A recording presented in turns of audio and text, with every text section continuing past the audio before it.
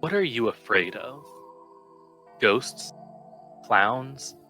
Zombies? Sharks? Mummies? Whatever it is, I can almost guarantee you that in the over 50 years that they've been solving crimes, the Scooby Gang has run into it.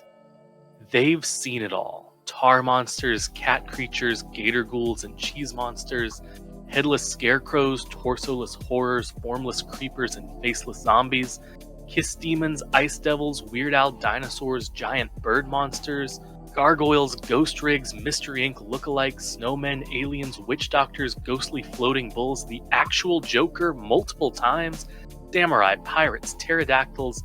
They've run into everything from the ghost of the Red Baron to the ghost of Mr. Hyde. I told you, they've seen it all. And the monsters of Scooby-Doo range from genuinely bone-chilling to not. But which one is the scariest? Well, to look across the entire series would be way too broad. They've run into over 200 monsters. So we're going to zero in on where it all started.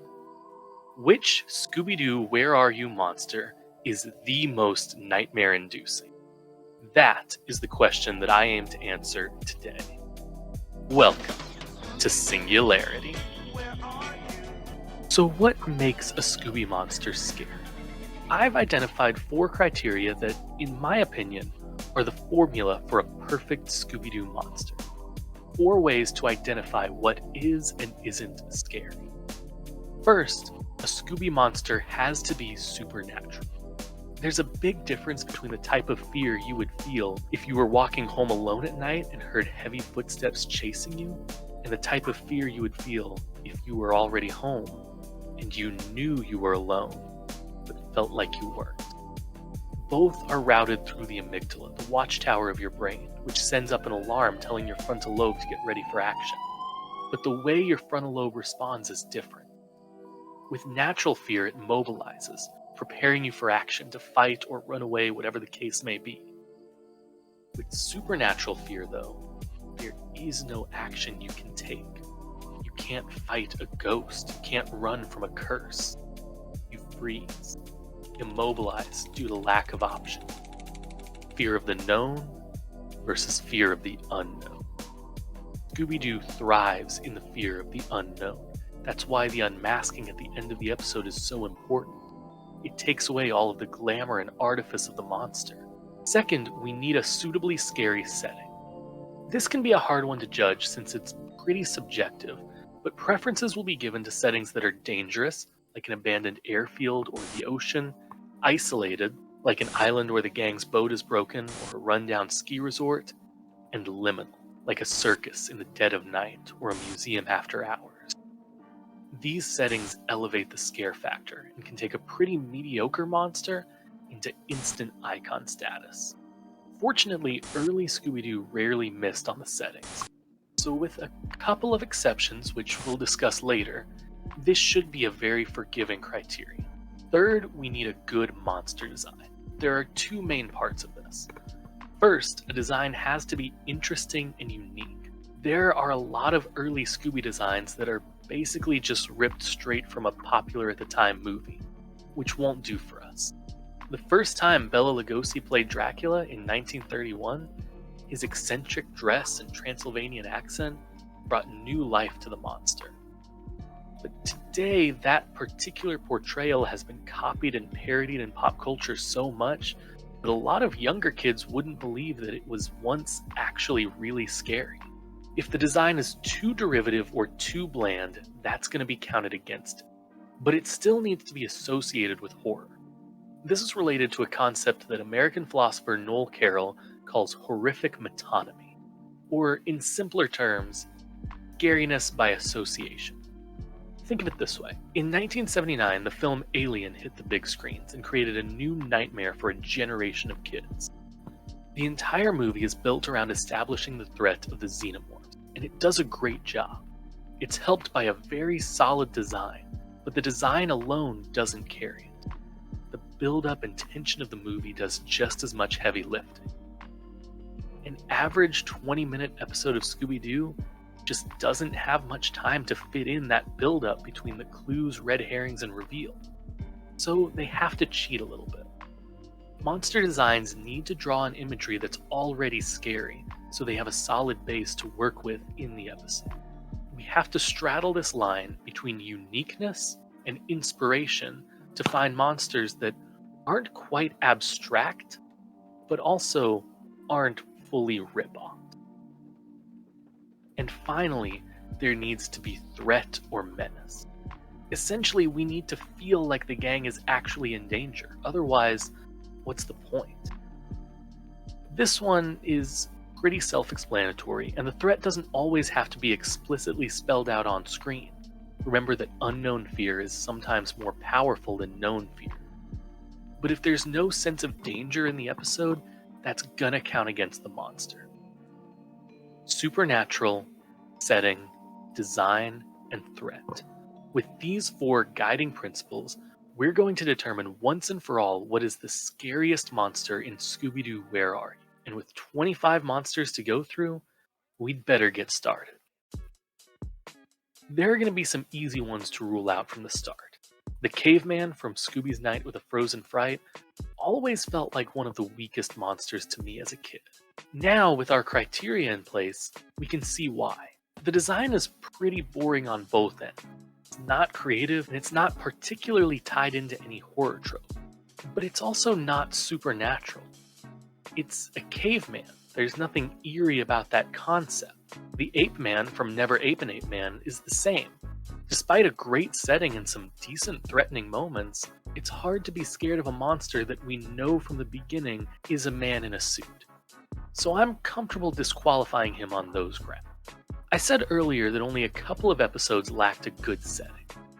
One of those 2 is Mystery Mask Mix-Up, which is set in Chinatown during a celebration. Most of this episode takes place in the streets, and when added to the uninspired designs of the ghost of Zen-Tuo and the Scare Pair, this episode really comes up lacking. Zen-Tuo looks more to me like a one-off 70s Batman villain than a supernatural specter. The other episode is A Tiki Scare is No Fair, with the Hawaiian Witch Doctor. It does feature an abandoned pearl mining town, which at least meets our criterion of being isolating, but no time is spent developing or establishing this setting. And a good bit of the episode also takes place in a populated area or in the jungle, which is dangerous to be sure, but not really scary. And as long as we're talking about these 2, let's address the elephant in the room. These monsters, alongside the Native American witch doctor from Decoy for a Dog Napper, are built on cultural misunderstanding and the 1960s fear of foreign cultures. It's understandable, if not excusable, based on the culture they come from. But the early Scooby-Doo writers weren't very delicate when dealing with different cultures. I'm comfortable ruling out all 3 of these on those grounds alone, that the fear factor is meant to play on cultural stereotypes and racism and not actually good character design. Even if the Native American witch doctor's mask did scare me senseless as a kid. And that they are culture-bound monsters, meaning that any spookiness they do have is tied into a culture that was different from those that the show was made for. I'd honestly love to see a modern Scooby-Doo adaptation that plays on myths and folklore from around the world by talking to people who grew up with those kinds of fears and stories. But in 1969, this wasn't the way to do it. Rounding out our bottom tier are the assorted disguises of Big Bob Oakley from A Gaggle of Galloping Ghosts. These monster designs score so low because they're all basically carbon copies of popular Universal monsters at the time. Dracula, Frankenstein's monster, and the Wolfman, as well as a fortune teller for misleading Snooper. Not only are these designs woefully unoriginal, but none of them get much time to shine. This episode is built on the gimmick of a single castle being home to multiple monsters, and relies on quantity of scares over quality. With those out of the way, there are a good few monsters which we can rule out based on design. Starting with the witch and zombie from Which Witch is Which, while this episode had everything else, supernatural elements, a palpable threat, and a stellar setting, both of these designs are just too basic for consideration. They're exactly what would come to mind if you were asked to think of a witch or zombie. There's no distinction or flair to them. A similar point can be made for the werewolf ghost of Silas Long. Not only is this design about as generic as it comes, it also doesn't look anything like a werewolf. And that's a shame because werewolves are horror tropes and could be used very effectively, just not by this unnamed sheep rustler. Finally, I'm going to take the ghost of Elias Kingston out of the equation. The rapid aging ability is terrifying in an existential way that Scooby-Doo doesn't often color. But at the end of the day, he's just a normal dude with an eccentric dress sense and miscolored skin. To show you how ineffective this is as a monster design, that also basically describes Grisby, the red herring from the series' final episode. This is, within the world of the show, just a normal person. So Elias isn't getting any points for spookiness. And honestly, based just on design, I think Grisby is scarier than Elias. But the king of lazy designs has to be the Phantom from Hassel and the Castle. It's been said before, but this is literally just a sheet ghost. The most boring and generic a ghost design can possibly be. And it's a real shame, because the setting for this episode is perfect, and the use of special effects by the villain might be the best in the entire series. With a more compelling design, Bluestone the Great could have been a real contender for first place. But as is, he'll have to settle for a participation award. On the other side of that coin, we have unique designs that lack any association with the supernatural. The Minor 49er is where my mind goes here. At the end of the day, he's just a prospector. Sure, he's technically the ghost of a prospector, but that doesn't come through at all in his design. Something the live-action movies fixed. He doesn't glow or fly or walk through walls. He really is just a guy. And prospectors aren't intrinsically scary. Neither are pirates or knights. Yeah, Redbeard's Ghost and the Black Knight are classics, but both lack any association with traditional horror tropes apart from Redbeard being a ghost. Pirates and knights aren't movie monsters, they're Disney characters. I'm also going to quickly rule out the ghost of Mr. Hyde here. He's always been a personal favorite of mine, mostly because of this moment at the beginning of the episode where he appears inside of the Mystery Machine. No joke, as a kid, the first time I saw this, I paused the episode and stopped watching. It felt so wrong to me that a monster was able to invade the gang's supposed safe space. He had broken the unspoken rules of the show, crossed a boundary.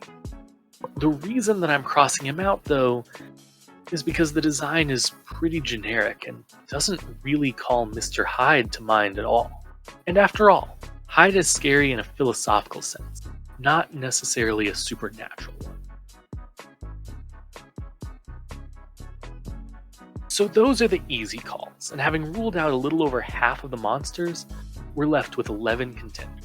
The ghost of Captain Cutler from A Clue for Scooby-Doo, Charlie the Robot from Foul Play in Funland, the Puppet Master from the Backstage Rage, the Ghost Clown from Bedlam in the Big Top, the Mummy of Anka from Scooby-Doo and a Mummy 2, Space Kook from Spooky Space Kook, the Phantom Shadows from A Night of Fright is No Delight, the Snow Ghost from That's Snow Ghost, the Creeper from Jeepers It's the Creeper, the Headless Spectre from Haunted House Hang-Up, and the Wax Phantom from Don't Fool with a Phantom.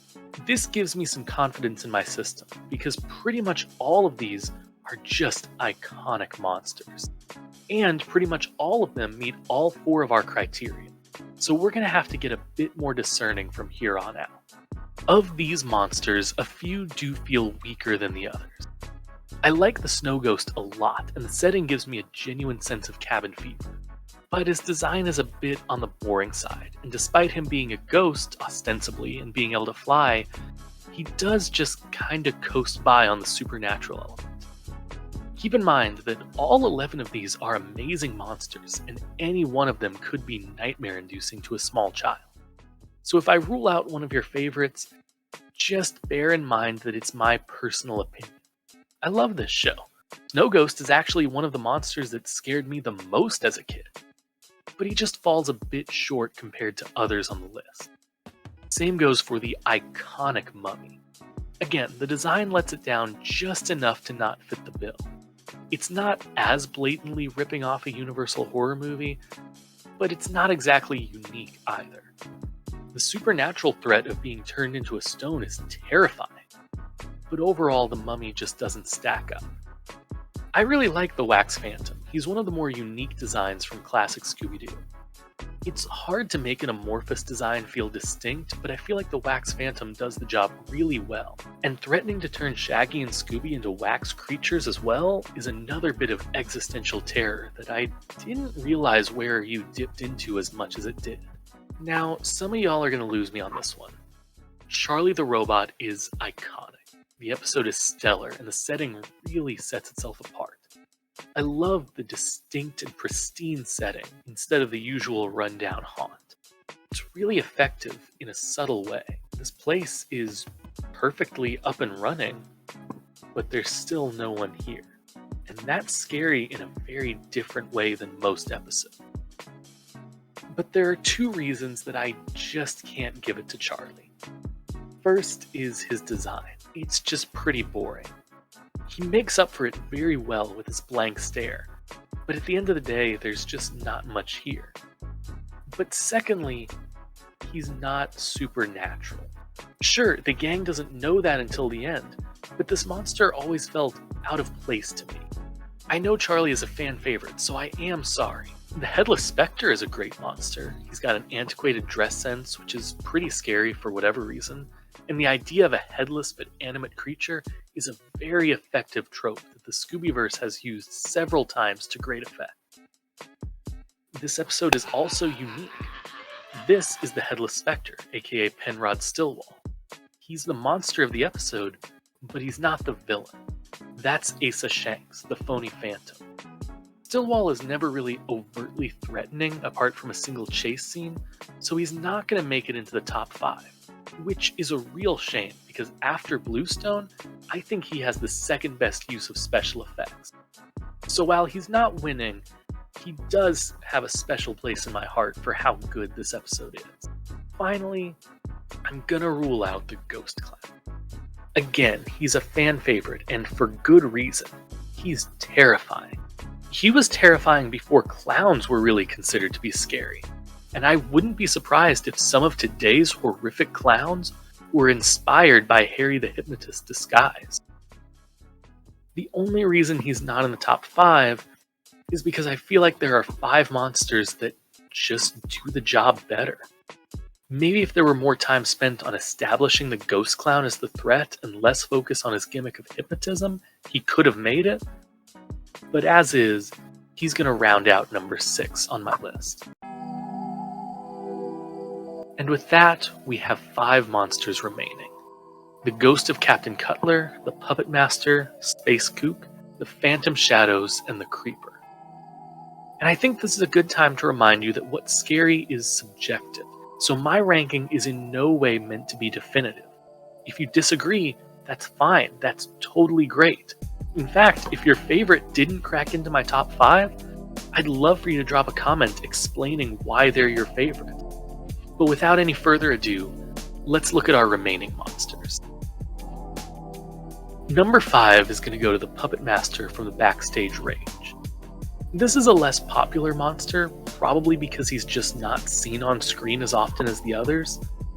Everything about this episode is so effective. I particularly love this moment where the Puppet Master appears from under the stage and does his evil laugh.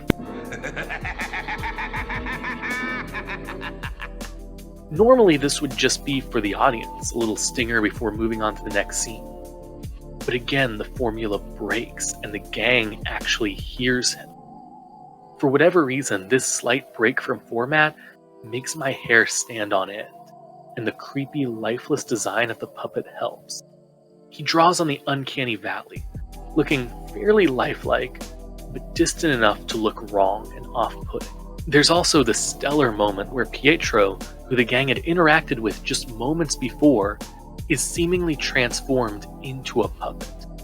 That not only gives us a visceral jump scare as his head literally rolls off of his body, but it establishes the supernatural and palpable threat of the episode. It's overall just an amazing monster. But beating him out by just a bit is the Ghost of Captain Cutler. Thalassophobia is the fear of the ocean, the vast emptiness of the turbulent waves and the nightmarish creatures that call it home. Captain Cutler draws on all of those fears with his ancient deep-sea diving suit and seaweed draped around his body. I think that this episode might just have one of the best settings in the entire series. The graveyard of ships is isolated, being out in the middle of the ocean, and it's dangerous as the gang has to put on diving suits that could malfunction and put them in mortal danger at any minute. There's also the liminality of being surrounded by decrepit and abandoned ships, so it hits pretty much all of our mark. We're at the point where all of these are exceptional and terrifying monsters, so a bit of subjectivity has to come into play. But Captain Cutler is a much more iconic monster than the Puppet Master, so I'm giving him the edge between the two of them. The Creeper was always one of the scariest monsters to me. It takes a lot of the most effective pieces of other monsters and elevates them to a new level. He has a very similar design to Mr. Hyde, but with a more threatening build. He's got the single-minded determination towards his goal that the Mummy has, but again is more threatening, showing an ability to back it up. We see just how serious he is at the beginning of the episode, when we see the chaos he caused. His design is a bit ambiguous, but it draws on a lot of zombie-like imagery and clearly reads as a monster, unlike anything living in this world. And we're at least told that he can walk through walls, solidifying his supernatural nature. It's a risky design that could have ended up looking unconsidered or vague, but it hits just enough of the right notes to still work.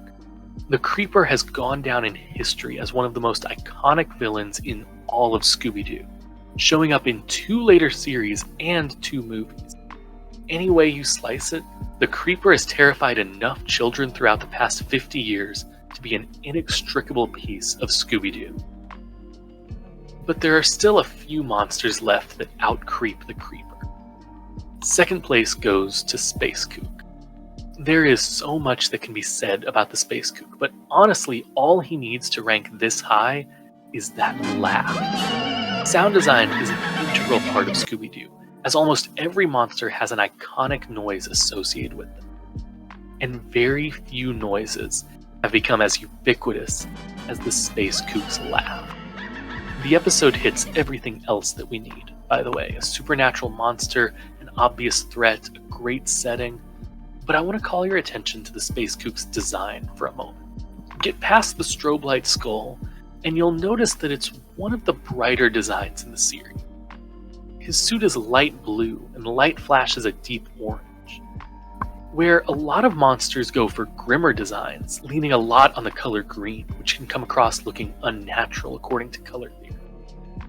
This is a breath of fresh air, a monster who relies on such bright and eye-catching colors. The Space Kook is a fan favorite and manages to differentiate himself from a lot of other monsters with a creative concept and absolutely perfect execution. But all of that isn't quite enough to earn the gold. By process of elimination, you've probably figured out that, according to my system, the scariest monster in Scooby-Doo Where Are You? Is the Phantom Shadows from A Night of Fright Is No Delight. Let's start with the setting of this episode. I said earlier that Captain Cutler's episode might be one of the best in the series, but the island mansion featured here is definitely in the Scooby setting Hall of Fame. I won't list off every benefit of this setting, but just imagine if you were asked to spend a full night there without any contact with the outside world. The design is also immaculate. It's a simpler one, not quite setting itself apart as much as Space Kook does, but every detail about this design is intentional. The unearthly green color, the rattling chains, the bright red jagged faces, and the cackle that would bounce all throughout that old stone castle. They physically threaten the gang on at least one occasion, and there's no doubt that these are supernatural threats. Even the pacing of this episode sets it apart. Usually, a Scooby episode wants to show off its monster as soon as possible. That's why every episode of What's New shows the monster haunting someone in the cold open. But this episode takes its time. First, setting the groundwork of the funeral and the stipulation. Then you see the monster just peeking out through this tile trap door. Next, it shows you the shadow of the Phantom crawling along the wall, before finally showing you the full design in all its spine-chilling glory. But that's not even all of it, because over halfway through the episode, we find out that there have been 2 ghosts all along. A rare and risky twist for an early Scooby-Doo episode. There's this principle in horror that oftentimes less is more. Showing off your monster too much or too early lets people get acclimated to the design, and a lot of times the actual terror is in the unknown, filling in the gaps with your viewer's imagination. Think of the Midnight entity from the season 4 episode of Doctor Who, Midnight, which is never once shown on screen, but to this day is considered one of the most terrifying monsters in the history of Doctor Who. Scooby-Doo will never go quite that far, because monster designs are too intrinsic to the show. But this might be the closest they ever get, and it really works. For this reason, as well as all of the ones listed above, I crown the Phantom Shadows as the scariest monsters in all of Scooby-Doo Where Are You? This was a very different type of video for me. Usually I examine the science or history behind a series or character that I like, but this critical look at a favorite childhood show of mine has been a great experience. I always knew that I liked the Creeper and didn't like the Caveman, but I didn't really know why until now, when I took the time to examine their designs and sound effects and the episodes as a whole. It gave me a deeper appreciation for monsters that I've always liked, while giving me a few new favorites too. And I think that you can always benefit from thinking critically about the media you consume.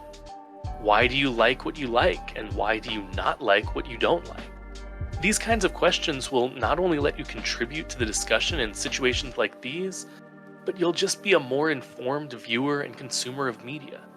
And in today's world, that's never a bad thing. This is Singularity, and remember to stay curious.